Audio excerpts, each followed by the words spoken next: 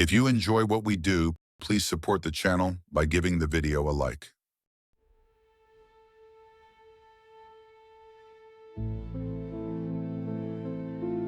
She's perfect. That's all Matt could think as he sat on the bus throughout the entire bumpy trip to the campground. He was thinking of Emily. Emily had dirty brown hair, kind eyes, a sharp wit, and a dazzling smile. And Matt was going to spend the last weekend before freshman year of college, camping with her and 3 other friends in the mountains, 2 hours away from his high school at some place called Camp Babbenke. He couldn't believe his luck. Matt had been in love with Emily for 2 years now. Of course, she had no idea. But Emily seemed to like Matt, as a friend at least, as did the rest of his camping buddies. Honestly, Matt couldn't understand why. He thought he was terribly awkward and boring compared to everyone else. When they asked him to join them on the camping trip, he was almost too anxious to agree. But his sister had yelled at him to nut up and go, so here he was. And now he was determined not to screw the trip up and reveal to everyone how big a loser he deep down was sure that he was. Matt felt someone poke his head, and he snapped out of his daydream. It was Ron, his best friend, who'd introduced him to the rest 2 years ago. Thank God for Ron. Without him, Matt was sure he'd have no friends at all. "Dude, say something," said Ron. "You've been sitting there for the past 2 hours practically drooling." Matt nervously looked down at his shirt, but it was dry. "Practically, dude. I said practically," continued Ron. "Look, we're going to be there in a few minutes, and if you want to have a good time, you got to talk to people. Be chill, relax. Trust me, you just got to rip off the Band-Aid, loosen up a little, and you'll be fine." Now Ron smirked and leaned in. "So, how are you going to make your move with Emily?" Matt turned red. His eyes grew huge, and he scanned the bus, making sure nobody was listening. "Relax, Matt. She can't hear you," Ron assured him. "She's up front having a conversation with Ben." "Do you know what conversations are? You should try one sometime. They're pretty fun." Matt glared at him. "Seriously, though, dude, you've wanted this since you were 15. Ron continued, a little more seriously. "This is your last shot before college. What do you have to lose? It's not like you're gonna be seeing her around much longer anyway." Ron glanced past Matt out the window. "Shit, looks like we're here. Okay, well, grab your bags, pull the stick out of your ass, and let's have ourselves a weekend, all right?"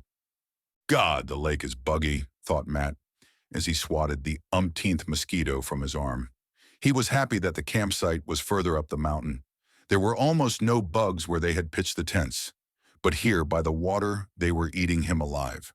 He looked around the fire pit and saw that his friends were all just as red, sweaty, and uncomfortable as he was. Ron was as sunburned as Matt had ever seen him. Anna's hair, which she normally kept meticulously straight, was a frizzy mess. Ben had taken off his shirt a few hours before, probably to impress Anna, and he now had mosquito bites in the small of his back, which he could just barely scratch. Emily, of course, looked perfect, but Matt was probably just biased. "Okay, guys, I think it's time to break out the beer," shouted Ron. He opened the cooler behind him and pulled out cans, 2 at a time, lobbing them at everyone around the fire. Matt had to catch his with 2 hands, but was just happy he didn't drop it. He'd never had a beer before, but he figured now was as good a time as any to start. They all sat in their fold-up chairs around the campfire, just barely able to see each other's faces over the crackling flame. They drank and they laughed as the sun slowly set, forgetting their earlier exhaustion and itchy bodies. Eventually it was dark. They were all full of s'mores and Bud Light, and the conversation began to lull. At this point, Ben leaned in. "All right, guys, it's scary story time." Anna groaned. "Ben, why do we have to do this? We aren't kids anymore. These ghost stories are stupid." Ben grinned at her. "Anna, we always do scary stories. It's tradition. Matt's never gotten to hear them. We owe it to him to keep it up. Sorry if you're scared. If you can't handle it, you can go wait in the tent." Anna glared at him. "I'm not scared, Ben. I'm just not 8. Besides, you only know, like, 3 stories. We've heard them all 15 times. Ben put on a hurt expression. "Hey, Not cool, Anna. My stories are always super original. But this year, I got something special. See, every year we go camping. True. But we always go to the same old place. This is our first summer here at Camp Babbenke, and I may know some stuff about these woods. Anna raised an eyebrow. Stuff? Spooky stuff, came Ben's reply. Anna rolled her eyes. I'm sure you do, Ben. Ben looked genuinely annoyed this time. Yeah, Anna, actually I do. I heard it from my older brother. Who's full of shit? Most of the time, yeah. But then I looked online and found a lot about what's happened here. Anna looked supremely unimpressed. So, the internet and your idiot brother. Great sources. So what is it? Ghosts? Werewolves? Killers in hockey masks? Ben gave her a look, then began to speak. They say there's something evil in these woods, that groups of kids go in and don't come out. No, Anna, it's not some guy with a mask and a knife. It's not a wolf either. Online, some people said it could be the rake. Remember the rake? I told you about him last year. But there have been no sightings around here. He usually pops up way further south. The best explanations say that the evil here does not have a body, or rather, not a body of its own.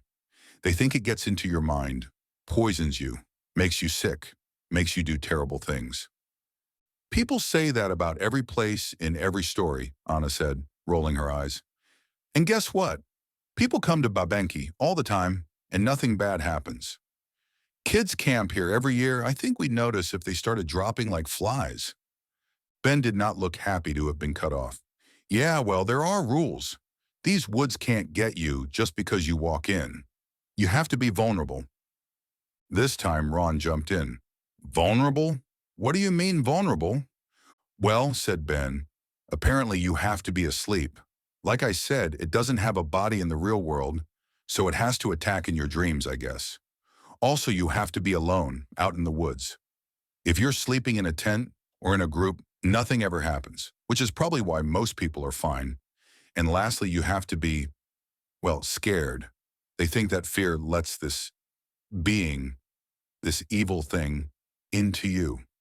Oh, and also, it happens pretty quick, but it's not instantaneous. So if you leave the woods before it really grabs hold of you, you're fine. Anna laughed out loud. Oh, so that's pretty convenient. What, did they do a scientific study? I call bullshit. I call so much bullshit. Oh, do you, Anna? You call bullshit? Ben was annoyed. Anna was spoiling the mood. Well, if you're so sure, why don't we make this interesting? Ben started searching around his feet. Say, what if everyone who's not scared of my story draws straws, and whoever loses sleeps outside their tent? Beautiful weather tonight. No reason not to, right? Oh my God, Ben, you are so immature. We're going to college next year, not the 6th freaking grade. Anna clearly did not want to give Ben any satisfaction that night. What are you doing anyway? Are you looking for straws? Straws don't just grow out of the ground, Ben. Ben was crouched over, with his back to everyone else. Not actual straws, Anna. Creativity is the spice of life. He stood back up, clutching a few blades of grass. We can use this. Let me just shorten one. He wound the longest blade around his finger and snapped it, discarding the bottom. There! Now how many people think I'm full of shit? Everyone looked at each other. Finally, Ron grinned. Sorry, man. You know I love you, but you also gotta know I never buy any of this monster stuff. So yeah, keep a piece for me. This sounds like fun. Emily laughed a little. Yeah, what the hell? It was a good story, Ben. It really was. But I mean, just 'cause it's creepy doesn't mean I believe it. So I guess it's me versus you, Ron. Matt did not want to play. He didn't really believe the story either, but he couldn't help feeling a little freaked out. Besides, even if the story was fake, even though the story is fake, he told himself firmly, outside the tent, a snake could always crawl into his sleeping bag, or there could be a bear or something. But he couldn't possibly impress Emily if he showed that he was more afraid than she was. Could he? So he put on his most confident voice and called out to Ben, yeah, what the hell? That story wasn't even scary. I mean, yes, it was. It, just wasn't believable. Yeah, I'll play. Why does everything I say make me sound like an idiot? Matt, though, furiously to himself. Ben carefully organized 3 pieces of grass in his hand. Already, Matt had forgotten which was the short piece. So, Ben said, his eyebrows held high and aloof. Looks like everyone's in, except little Miss Skeptic over here. He gave a quick little nod in Anna's direction. So maybe you're a little scared then, after all. Anna looked uncomfortable. What? No, I'm not scared, God. I just don't want to sleep outside like some kind of idiot. Her voice was getting high and squeaky, and the words were coming out fast. I mean, like, there are bugs, and what if it rains or something? Ben looked like he was finally enjoying himself. Whoa, whoa, whoa. First of all, it is not going to rain. We waited all summer for a weekend with a perfect forecast, and this one weekend delivered. So don't even try to use that as an excuse. And if I knew you were so terrified of bugs, I would have set the bar a lot lower for my story. What don't you like about them? Anna looked livid. Shut up, Ben. Is it the legs? Shut up, Ben. It's totally the legs, isn't it? Ugh, I said shut up, Ben. My God, you're so annoying. Anna was very flustered now, and her face was getting redder and redder. If it will get you to shut your stupid face. Ooh, stupid face, she got you, man, joked Ron. Then I'll play your stupid game and disprove your stupid story. Okay? Are you happy, asshole? Ecstatic, Ben said levelly. He adjusted the now 4 blades of grass, then beckoned everyone to approach. Okay, you all know the rules. 3 long blades, 1 short. Whoever pulls the short one, or whoever's left at the end, gets to sleep alone and prove my story wrong. But if you get scared and chicken out, he looked at Anna. I don't mind. Anna scowled. They all stood awkwardly around Ben, until finally Ron spoke up. All right, pals, let's get the ball rolling. Excusez-moi. He reached forward and pulled out a blade. It was long and perfect. Looks like I'm in the clear. Woo! He left the circle to grab a beer. This time, Matt didn't want to lag behind Emily. I'll go next. If you don't mind, he muttered haltingly. He reached in and grabbed a blade, which also turned out to be long. He smiled with relief. Okay, I'll go, Emily said. She reached in. She pulled out a blade. She held it up. It was short. Instantly and inexplicably, Matt's insides ran cold. Not Emily. He immediately said without thinking, Oh, never mind, I'll just do it. Everyone stared at him blankly. Emily looked at him, almost annoyed. What? She said. You don't think I can do it? As fast as it came, the icy feeling was gone, replaced by the all too familiar feeling of embarrassment. Oh, no, it's not that. Matt now remembered that he was a terrible liar, on top of everything else. I could tell which blade was the short one, so I didn't choose it. He paused. And I feel bad, so I'll just do it. I'll sleep outside. Everyone still looked confused, but eventually Ron said, Well, I guess that's that. Matt's being a gentleman and sleeping outside, so we don't have to. Very heroic. He took a giant swig of beer. Yeah, I don't think anything's going to happen tonight to top all that. I'm ready to head back to camp. Anyone down to come with? The whole group agreed they were tired. They put out the fire, packed up their stuff, and started the trek back up the mountain to their campsite. Along the way, everyone joked about the night so far. Matt tried to laugh along with the rest of them, but deep down he wondered why he couldn't just keep his big mouth shut. It dragged itself into the clearing. One arm out, grab the grass, pull. Other arm, grab, pull. Its head was held just barely off the ground, its jaw held slackly so that its chin scraped against the cold, wet earth. Useless, shuddering breaths escaped its mouth, and its chest rattled as air left its dry, papery lungs.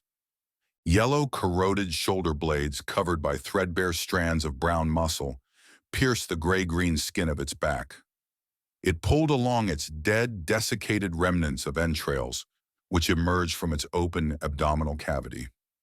Its spine, dangling freely at its end and held together only by connective tissue, formed a perverse tail. With a great deal of effort, it pushed itself up with its long, spindly arms. It surveyed the scene. Two tents in the clearing, a picnic table, a cooler, and in the center, a mound. A mound moving ever so slightly, rhythmically, to the beat of a peaceful, healthy respiration. So unlike that of the creature which observed.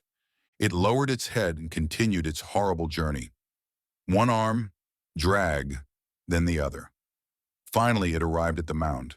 It slid alongside the mound and rotated its head to catch a glimpse of the being contained within. It saw a young man's face, eyes closed, blissfully unaware. It placed a withered hand with bone and sinew poking through broken skin upon the mound, delicately searching for a way in. It discovered a zipper. Slowly, it pulled it down, releasing the boy from his cocoon. Gently, almost lovingly, it removed the soft top layer of the mound. The boy, now exposed, shivered in his sleep. It turned itself around and pulled itself toward the boy's legs. It slid his pant leg up and examined his calf. Satisfied, it gripped the boy's ankle with one hand and under his knee with the other. It pulled itself closer to the leg and lifted the leg a few inches off the ground. It rocked its head back, its jaw flopping down. Its brown, mossy teeth were just visible in the moonlight. It swung its head down hard, and the teeth entered flesh. Matt lurched awake in a cold sweat.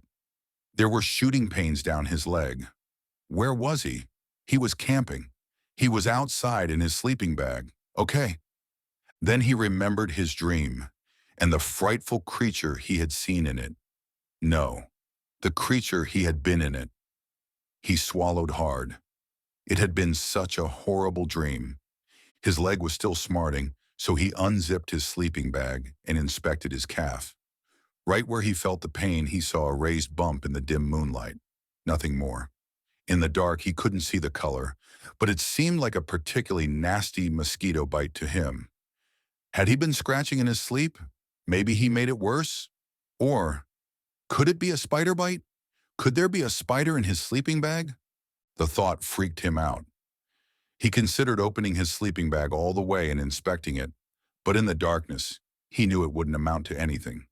Besides, he was so tired, so very tired. After a few minutes, his leg pain seemed to dissipate. He drifted off to sleep. This time, no dreams bothered him. Pound, pound, pound. A stabbing, screaming headache. That was how the morning greeted Matt. He then realized the pounding pain was accompanied by a clanging sound. He cracked his eyes open to see what was happening. Ron was standing on the picnic table, banging a wooden spoon against a saucepan. Everybody up! Clang. Rise and shine, pals. Clang. Breakfast time. How you like you eggs? Clang. I'm gonna kill him, thought Matt. I'm actually going to kill him. He watched a similarly displeased Anna stick her head out of the girl's tent and squint into the morning sun. Ron, if you hit that pan again, I'm going to light you on fire, she said flatly. Ron stared at her, doe-eyed, and very carefully, deliberately, solemnly, banged the saucepan again. By now, Emily and Ben were also making their way out of their respective tents, puffy-eyed and miserable-looking. Looks like the team is all assembled, Ron shouted joyfully. Oh, wait, I almost forgot. Matt, he turned towards Matt's sleeping bag. Hey, you awake, bro? Matt finally sat up, rubbed his eyes, and nodded. Woo, shouted Ron. Matty boy 1, Evil Woods 0. Looks like you're full of shit after all, Ben. 20 minutes later, they were all sitting around the picnic table, eating eggs. Matt stared at his plate. He had never been less hungry in his entire life. Strange, he hadn't eaten for at least 8 or 9 hours. Where was his appetite? So, Benjamin, Ron said, talking through a mouthful of eggs, what's on today's agenda? Okay, here's the plan, Ben said. We're going to grab all our stuff and hike up to this cabin about 4 or so miles from here. Apparently, every year, graduating seniors hang out there and leave something behind for the next batch. There's supposed to be a footlocker with a master lock, and unless my older brother's screwing with me, the combination is 24-2. Hopefully, the last class left us some good shit. Emily's brow furrowed. Wait, what are we leaving the kids after us? Ben smiled. Don't worry, I got it covered. My parents keep a whole lot of liquor under the cabinet, which they never drink. Don't suppose they'll notice if a bottle of Svedka goes missing, do you? Everyone cheered. They finished their eggs and began to clear up and pack for the hike. As Matt got up from the table, he felt a shooting pain in his leg. Suddenly, the dream and the mosquito bite, or was it a spider bite, came rushing back to him. Had he been scratching it again, without even realizing it? He pulled up his pants and checked it out. The bite looked really nasty now. There was no top layer of skin over it at all, and it was oozing a pinkish fluid. It didn't seem to be really bleeding, but the whole area around it was really red and warm. He didn't like the look of it at all. This had to be a spider bite. No mosquito ever did anything like this. Hey, Ben, we have a first aid kit, right? Matt asked. Yeah, man, yellow backpack, Ben replied, pointing. Why, what's up? Oh, I just wanted to make sure we didn't forget it, when we go to the cabin, Matt lied. He didn't want anybody worrying about his leg, and definitely didn't want to admit he was worried about it. I'll grab that bag for our hike, okay? Yeah, cool, thanks, Ben said distractedly. Matt sneakily bent down and fished around inside the bag for the first aid kit. He pulled out some disinfectant and a big Band-Aid. He applied them to the bite, which stung him like crazy, but he felt much more comfortable knowing he had treated the wound. All right, gang, Ben called out. Ready to roll? And after a chorus of yeps and yeahs, they were off. Matt must not have known how long 4 miles was, as the hike seemed to take an eternity. They walked on and on and on. The backpack chafed against his shoulders. The temperature had risen to an oppressive degree, and every part of him was drenched with sweat. He drank and drank from his thermos until it was dry, and still his mouth was parched. Every step sent a twinge of pain through his leg.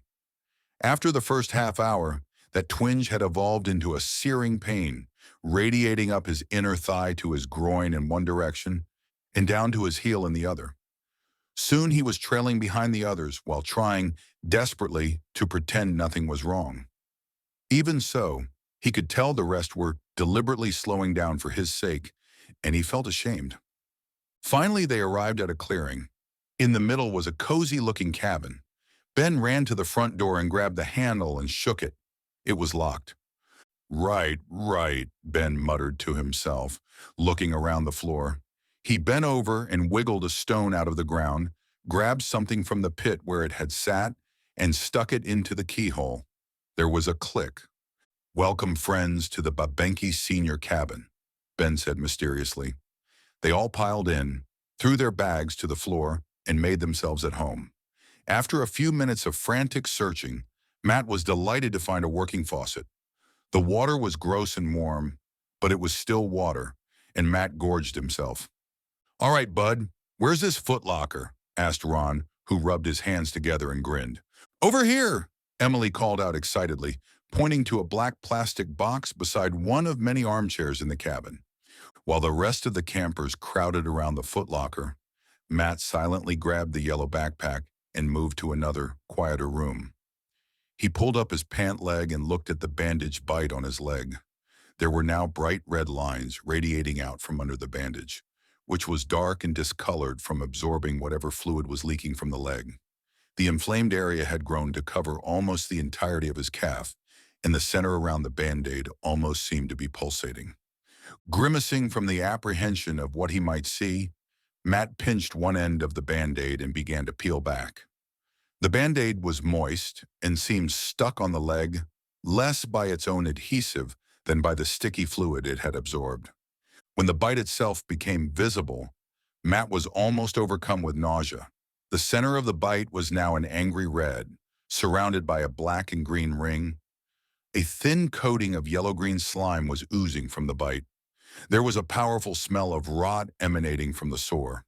Worse, 2 thick black lines were coming out of the top of the sore and working their way under the skin up the back of Matt's knee. How had this happened, Matt thought. I put on the disinfectant and everything. Besides, don't infections take longer than this anyway? He had a horrible thought. What if this was the effect of some poisonous spider's bite? He seriously considered going out and telling everyone, but decided against it. That would ruin the trip for everyone. He didn't know how to get back, and he doubted any one of them would want to leave the rest to help him get back to civilization. Most likely, his announcement would end the trip for everyone, including Emily. He put on some more disinfectant and a fresh Band-Aid and headed back into the main room. Everyone was smiling widely. "Dude, where'd you go?" "Never mind. Look at all this shit," Ron said ebulliently.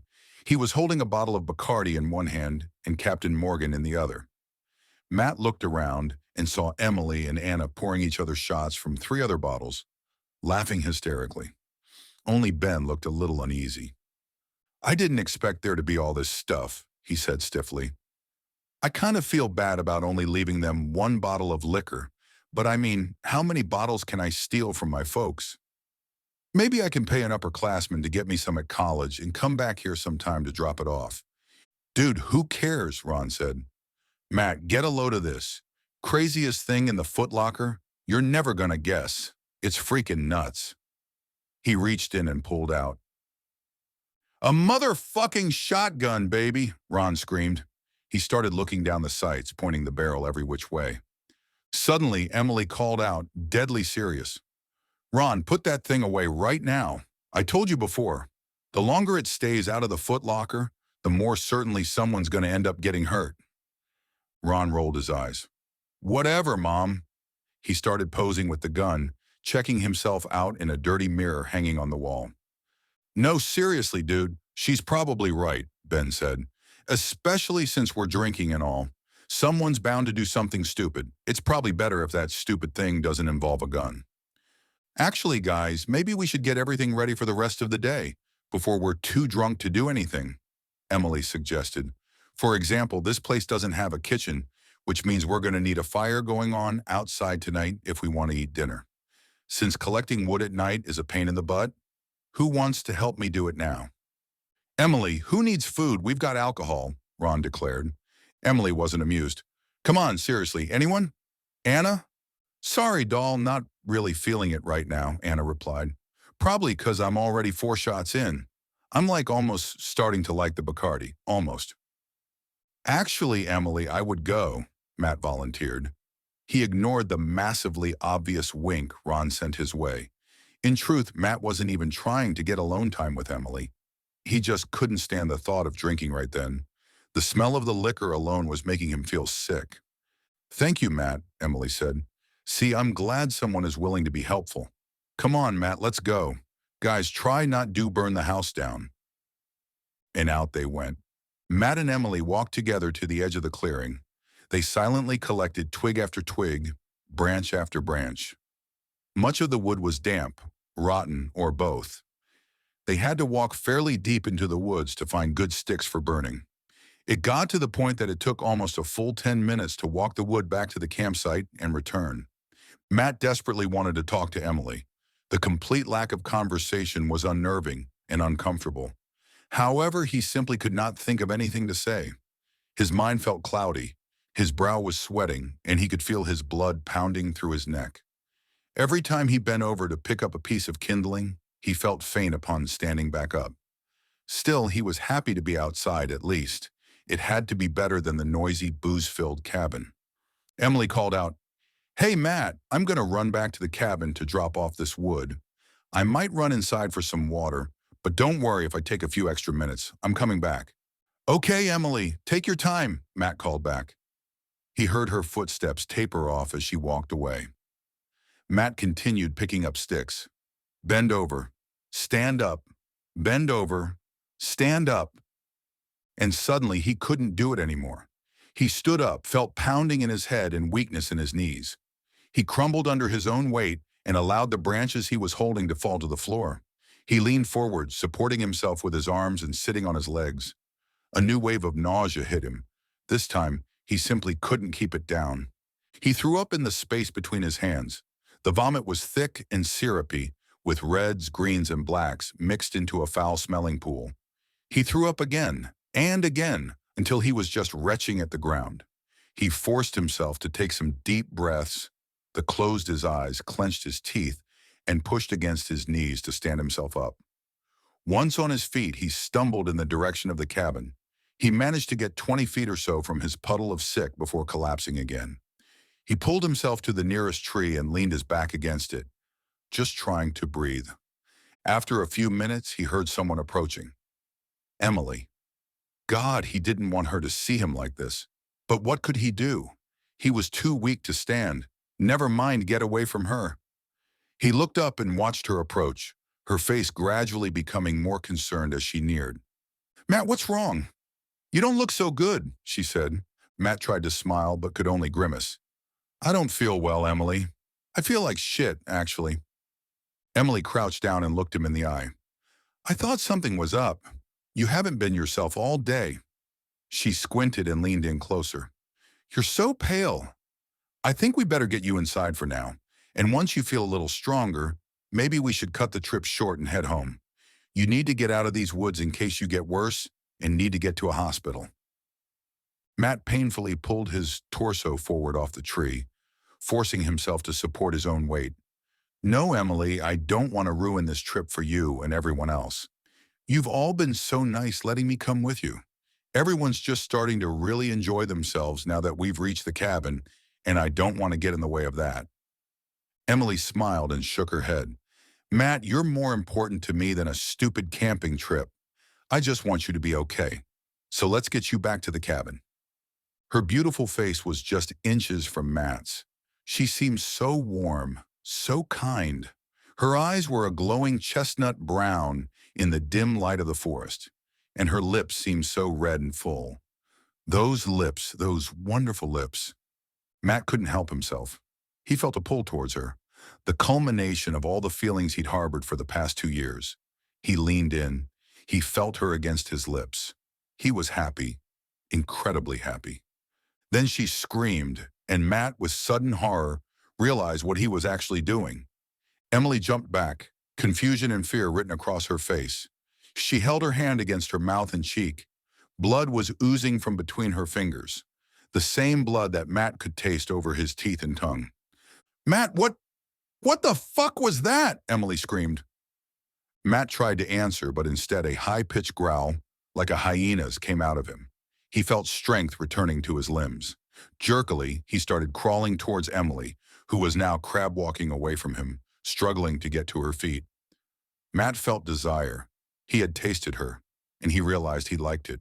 He wanted more. Emily had turned and begun to run. Without even thinking, Matt began to pursue. They crashed through the branches toward the edge of the clearing. Emily began screaming for help as soon as she saw the cabin, while Matt continued his hair-raising shrieks and snarls. By the time she reached the door, Matt was just a few feet behind her. She threw it open and ran inside, attempting to slam the door behind her. Matt was too quick.